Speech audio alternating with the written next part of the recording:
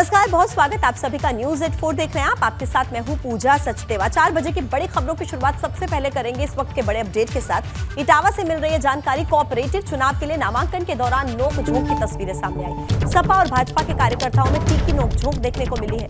सपा महासचिव शिवपाल यादव ने भाजपा पर आरोप लगाया। सपा के लोगों को नामांकन भरने से रोकने का आरोप लगाया है। भाजपा विधायक ने सपा पर लगाया गुंडागर्दी का आरोप।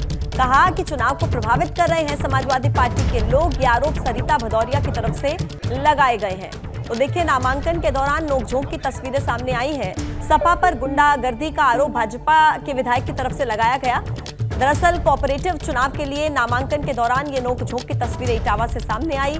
सपा भाजपा के कार्यकर्ताओं में तीखी नोकझोंक की कुछ तस्वीरें जो सामने आई हैं। सपा महासचिव शिवपाल यादव ने भाजपा पर आरोप लगाया है, तो वहीं भाजपा के विधायक ने सपा पर आरोप लगाया है। आज क्रय विक्रय इटावा का चुनाव था, नामांकन दाखिल करना था। तो सुबह से भारतीय जनता पार्टी के जो कि यहाँ पर डेलीगेट नहीं है, इनको नामांकन नहीं करना है, वो भी सुबह से बैठे हैं। जबकि नियम यह है कि सीधे अगर कोई कैंडिडेट आता है, उसके समर्थक प्रस्तावक आते सीधे जाए, पर्चा भरें, रसीद कटवाएं। पर्चे ही दाखिल नहीं करने दे रहे थे, तब मुझको आना पड़ा। निर्वाचन अधिकारी बैठे हुए हैं, वो भी चुपचाप बैठे हुए हैं, उनके कहने से भी नहीं हट रहे। ये कोऑपरेटिव के चुनाव चल रहे हैं, क्रय विक्रय और उसका संघ का आज नामांकन था। जबरदस्ती शिवपाल जी 5-6 लोगों को जिनके फर्जी प्रस्तावक और समर्थक थे लेके आए और अंदर घुस के हमारे 1-2 कार्यकर्ता थे, उनको दबा के धमका के बाहर भगा के और जबरदस्ती उनका नामांकन करा दिया। मुझे मेरी तबीयत खराब थी, जब तक मुझे सूचना मिली मैं आई हूँ, तब तक फर्जी तरीके से 4-5 लोगों का नामांकन उन्होंने कराया। फर्रुखाबाद में गेहूं की फसल में भीषण आग लग गई। करीब 52 बीघा जमीन में रखी फसल जलकर राख हो गई। हाई टेंशन तार से निकली चिंगारी से यह आग भड़क उठी और गेहूं की फसल में आग लगने से किसानों की कमर टूट गई है। कड़ी मशक्कत के बाद आग पर काबू पाया गया। मौके पर पहुंची राजस्व विभाग की टीम ने जायजा लिया, गेहूं की फसल की क्षति का आंकलन किया है। तो देखिए, हाई टेंशन तार से निकली चिंगारी से आग भड़क उठी और तस्वीरें सामने आई हैं। 52 बीघा में ये जो फसल पककर तैयार हुई थी, इसमें किस तरीके से देखिए तबाही का आलम है। गेहूं की फसल में भीषण आग, तस्वीरें आपके सामने हैं और किसानों की मेहनत पे किस तरीके से देखिए ये प्रकृति का प्रकोप नजर आया है। उसकी तस्वीरें फर्रुखाबाद से सामने आई हैं। हाई टेंशन से हालांकि चिंगारी निकली थी, ये बताया जा रहा है, और उसी वजह से आग यहाँ पर भड़की। कड़ी मशक्कत के बाद आग पर काबू पाया गया। करीब 52 बीघा जमीन में खड़ी फसल जलकर राख हो गई। और श्रावस्ती से भी कुछ इसी तरीके की तस्वीरें सामने आई हैं, जहां फसल में आग लग गई। 25 से 30 बीघा में फसल जलकर राख हो गई। तेज हवा चल रही थी और उसी की वजह से आसपास के खेतों में आग फैल गई। मल्हीपुर थाना क्षेत्र के दामोदरा गांव की पूरी घटना बताई जा रही है, जहां गेहूं की फसल में भीषण आग लगने की तस्वीरें सामने आई। 25 से 30 बीघा में लगी फसल जलकर बुरी तरह से राख हो गई और तेज हवा के कारण आसपास के खेतों में भी ये आग फैल गई। मल्हीपुर थाना क्षेत्र के दामोदरा गांव की ये पूरी घटना है, जहां तेज हवा की वजह से ये आग आसपास के इलाकों में, आसपास के क्षेत्रों में भी फैल गई। श्रावस्ती में गेहूं की फसल जो पककर तैयार थी, वो बुरी तरह से आग की चपेट में आ गई। 25 से 30 बीघा जमीन में फसल पककर तैयार थी और भीषण आग की चपेट में आने से भारी नुकसान। देखिए, मल्हीपुर थाना क्षेत्र के दामोदरा गांव की ये घटना है। और देखिए, वाराणसी में होटल कर्मियों ने तेज प्रताप का सामान होटल से निकाल दिया। तेज प्रताप यादव का सामान होटल के कमरे से बाहर किया गया। बिना सूचना के ही तेज प्रताप के कमरे से सामान बाहर निकाला गया और रिसेप्शन पर रख दिया गया। तेज प्रताप ने होटल संचालक की करतूत की जानकारी अधिकारी से दी और उसके बाद पुलिस से भी इस मामले की शिकायत की गई। तेज प्रताप की शिकायत पर पुलिस मामले की जांच कर रही है। होटल प्रबंधन के खिलाफ कार्रवाई की मांग की गई है। वाराणसी के सिगरा थाना क्षेत्र के अर्काडिया होटल का यह पूरा मामला बताया जा रहा है, जहां तेज प्रताप के सहायक ने पुलिस से इस पूरे मामले को लेकर शिकायत की और फिर देखिए ये पुलिस से कार्रवाई करने की भी बात इस पूरे मामले में सामने आई है। होटल कर्मियों ने तेज प्रताप का सामान होटल से बाहर निकालकर रिसेप्शन पर रख दिया। बिना बताए तेज प्रताप यादव का सामान वहां से हटाया गया, जिसके बाद तेज प्रताप के सहायक ने पुलिस से इस मामले में शिकायत दी और फिलहाल पुलिस इस पूरे मामले की जांच में जुटी है। और देखिए, बिहार के मंत्री तेज प्रताप यादव के बदसलूकी प्रकरण को लेकर अब अपर पुलिस आयुक्त संतोष कुमार सिंह ने कहा है कि जो होटल का कमरा है वो सिर्फ 6 अप्रैल के लिए बुक कराया गया था और जब कमरा खाली नहीं हुआ तो होटल कर्मियों ने उनका सामान लाकर होटल के रिसेप्शन पर रख दिया, क्योंकि उस कमरे की बुकिंग किसी और ने करके रखी थी। अब ऐसे में होटल कर्मियों को तेज प्रताप यादव का सामान कमरे से बाहर करना पड़ा।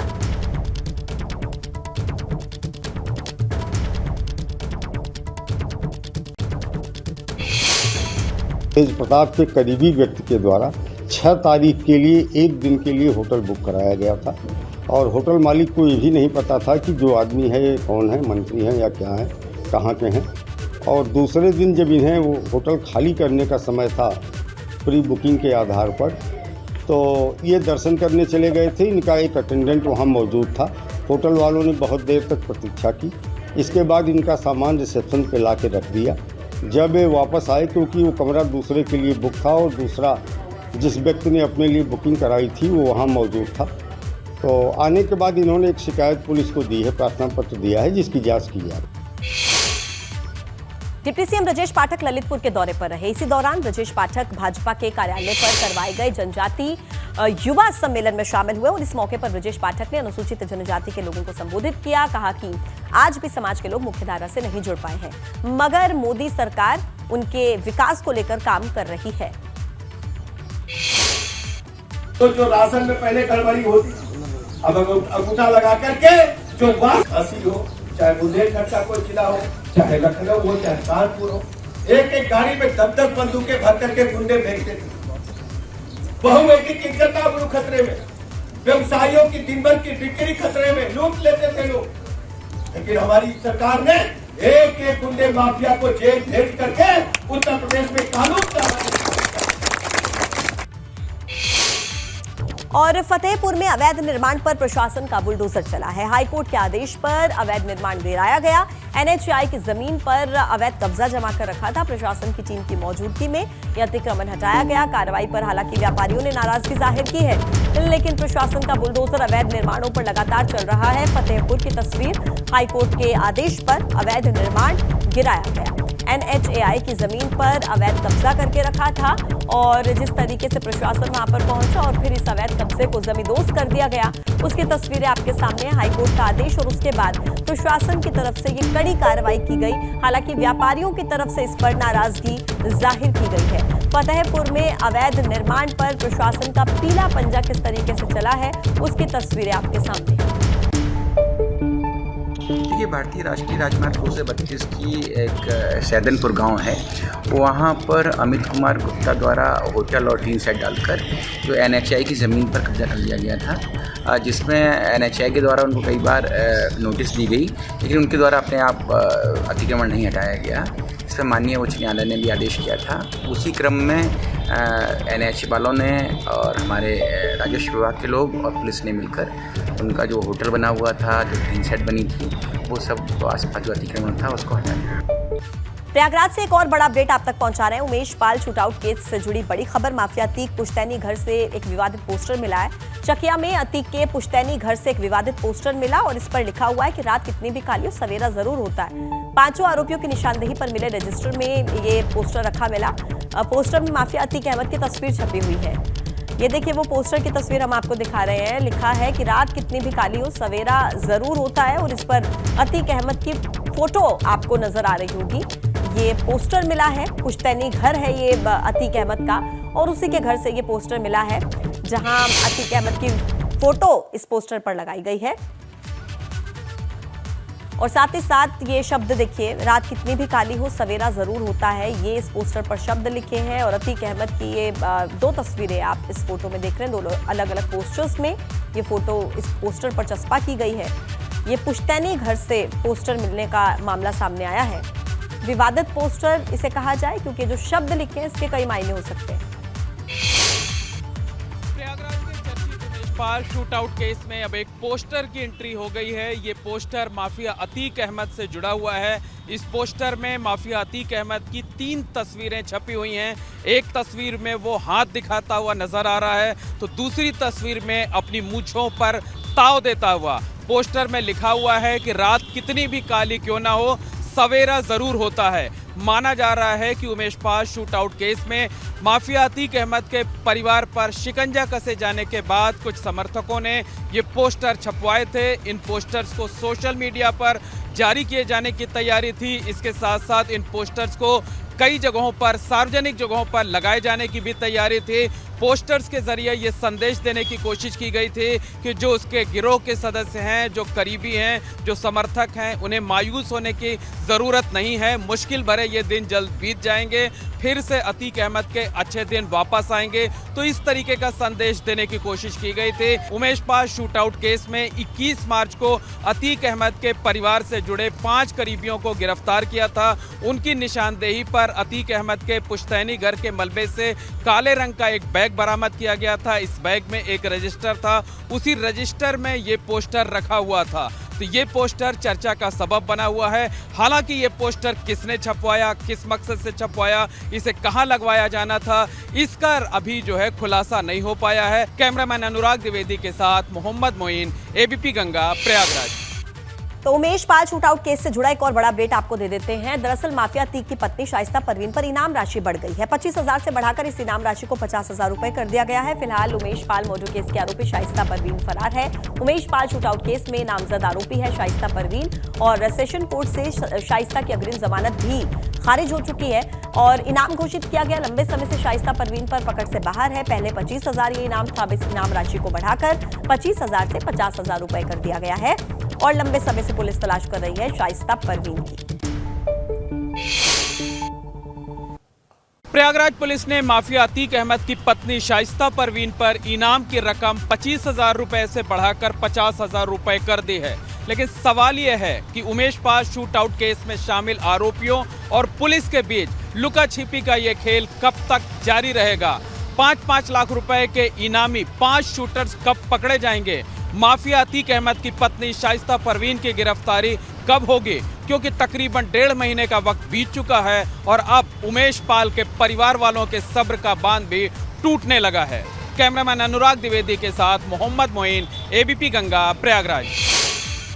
उमेश पाल शूटआउट केस से जुड़ी एक और बड़ी खबर है। अतीक की बहन आयशा नूरी को भी अब इस पूरे मामले में आरोपी बनाया गया है। शूटर्स को फरार कराने में आयशा नूरी की अहम भूमिका बताई जा रही है। पुलिस ने जांच के बाद आयशा को भी आरोपी बनाया और आयशा की गिरफ्तारी को लेकर पुलिस अब छापेमारी कर रही है। मेरठ में आयशा के आवास पर बमबाज गुड्डू मुस्लिम गया था। गुड्डू मुस्लिम को फरार होने के लिए आयशा ने ही आर्थिक मदद की थी। यानी कि अब इस पूरे मामले में अतीक के पूरे परिवार के लिए कहीं ना कहीं मुश्किलें बढ़ रही हैं। बहन को आरोपी बना लिया गया है। आयशा नूरी नाम है जिसे आरोपी बनाया गया है। उमेश पाल शूटआउट केस के बाद अपने भाइयों माफिया अतीक अहमद और बरेली जेल में बंद खालिद अजीम उर्फ अशरफ को बेगुनाह बता रही थी। पुलिस के बड़े अफसरों पर धमकी देने और उत्पीड़न करने का आरोप लगा रहे थे। पूरे परिवार को सियासी वजहों से साजिश के तहत फंसाए जाने का दावा कर रही थी। वही आयशा नूरी अब उमेश पाल शूटआउट केस में आरोपी के तौर पर शामिल हो गई है। प्रयागराज पुलिस उसको तलाश रही है। आयशा नूरी प्रयागराज से लेकर मेरठ तक लगातार पुलिस को चकमा देते हुए भागती फिर रही है। कैमरामैन अनुराग द्विवेदी के साथ मोहम्मद मोइन, एबीपी गंगा, प्रयागराज। लखनऊ से एक जानकारी हमारे पास है। यूपी के सीएम और राज्यपाल को लेकर सिविल अस्पताल में मॉक ड्रिल की गई। सीएम आवास से 3 मिनट में सिविल अस्पताल में पहुंचा सीएम का काफिला। आपात स्थिति में इलाज की स्थिति जानने के लिए ये मॉक ड्रिल हुआ है। सिविल अस्पताल के डॉक्टर्स और पैरामेडिकल स्टाफ अलर्ट नजर आए। डॉक्टर्स की टीम ने तत्काल मुख्यमंत्री के इलाज का मॉडल पेश किया। तो महज 3 मिनट के अंदर देखिए ये मॉक ड्रिल की गई कि किस तरीके से सिविल अस्पताल के डॉक्टर्स और पैरामेडिकल स्टाफ को इस मॉक ड्रिल में तैयार किया गया। कितनी तेजी के साथ इलाज की स्थिति में पहुंचा जा सकता है। यूपी के सीएम और राज्यपाल को लेकर सिविल अस्पताल में ये 3 मिनट में काफिला पहुंच गया सीएम आवास से और आपात स्थिति में इलाज की स्थिति जानने के लिए ये मॉक ड्रिल हुआ और महज 3 मिनट के अंदर सिविल अस्पताल के जो डॉक्टर्स थे, पैरामेडिकल स्टाफ थे, वो अलर्ट मोड में नजर आए और ये काफिला सिविल अस्पताल पहुंच गया।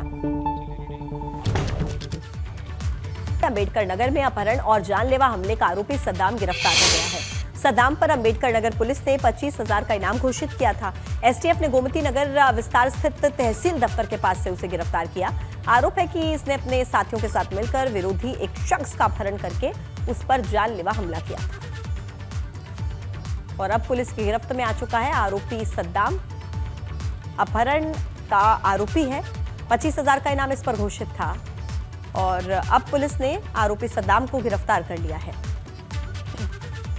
25,000 का आरोपी सद्दाम पुलिस के हाथ लग चुका है। अपहरण और हमले का आरोपी है और फरार चल रहा था, लेकिन अब पुलिस इसे गिरफ्तार कर चुकी है। अब खबर है गाजीपुर से, जहां एक मां पर ही अपने 2 मासूम बच्चों की हत्या करने का आरोप लगा है। मामला मर्दहा थाना क्षेत्र के हरिकरनपुर गांव का है, जहां यह बताया जा रहा है कि मानसिक रूप से बीमार महिला ने अपने जिगर के टुकड़े को मौत के घाट उतार दिया। फिलहाल पुलिस आरोपी मां को हिरासत में लेकर उससे पूछताछ कर रही है। क्रम यह है कि वहाँ पर एक महिला ने अपने 2 बच्चे, जिनमें एक की उम्र लगभग 10 महीने है, एक की 5 साल है, उन्हें दोनों का गला रेत दिया था, जो बातचीत परिजनों से हुई है और महिला से भी हुई है। तो ऐसा लग रहा था कि वो बहुत ज़्यादा डिप्रेशन में थी और ऐसा महिला के परिजनों का भी कहना है, ससुरालीजनों का भी कहना है। उसका पति जो है वो भारतीय सेना में कार्यरत है जम्मू में, वो आ रहे हैं। परिजन से कहा गया है कि भाई जो भी तहरीर देंगे उसके आधार पर कार्रवाई की जाएगी। अभी दोनों बच्चों का पीएम कराया जा रहा है।